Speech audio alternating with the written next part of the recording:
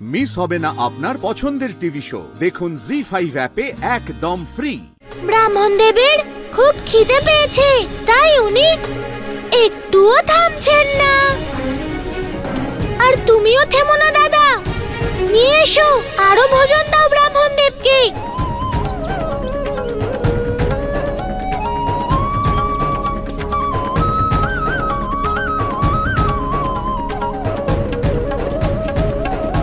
কানাই, ব্রাহ্মণ দেব তো আশ্রমের 3 দিনের খাবার একবারেই খেয়ে ফেললেন।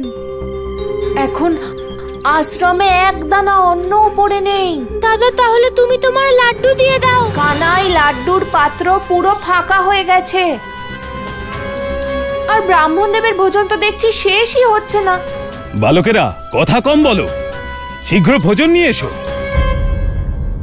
আমাদের ক্ষমা করে দিন ব্রাহ্মণ দেব, আমাদের কাছে যতটুকু ভোজন ছিল আপনি খেয়ে ফেলেছেন, আর আমাদের কাছে ভোজন নেই।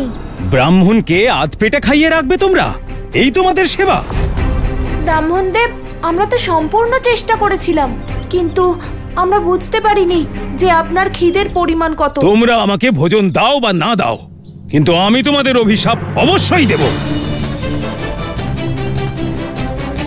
ব্রাহ্মণ দেব দাঁড়ান। একজন ব্রাহ্মণকে অভিশাপ দেওয়া থেকে আটকাও। ব্রাহ্মণ দেব, যদি আপনার এত ইচ্ছে থাকে তাহলে দিয়ে দিন আমাদের অভিশাপ, কিন্তু আগে পায়েসটা তো খান।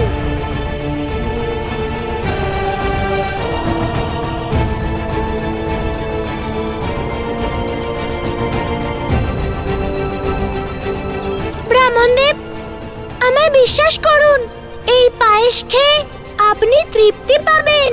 যখন তোমাদের এত ভোজনে আমি তৃপ্ত হলাম না, তখন এই সামান্য পায়েসে কি হবে? আপনি আমার অতিথি, তাই একবার আমাকে নিজের হাতে করে খাওয়ানোর সুযোগ দিন ব্রাহ্মণ দেব।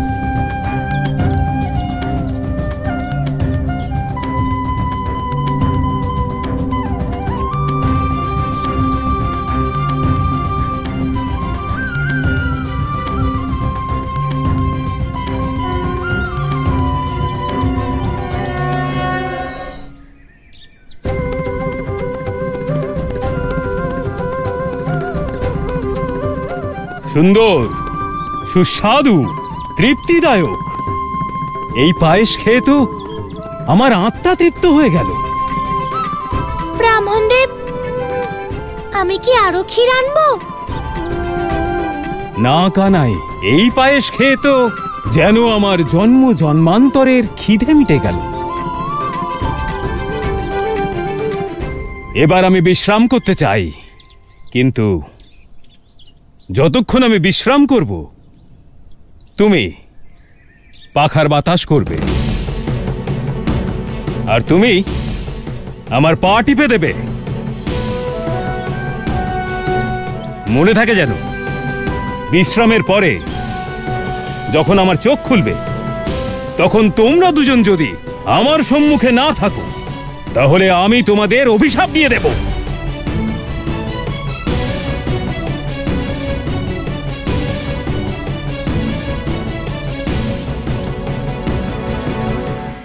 জি5 ডাউনলোড করুন আর সব এপিসোড দেখুন একদম ফ্রি।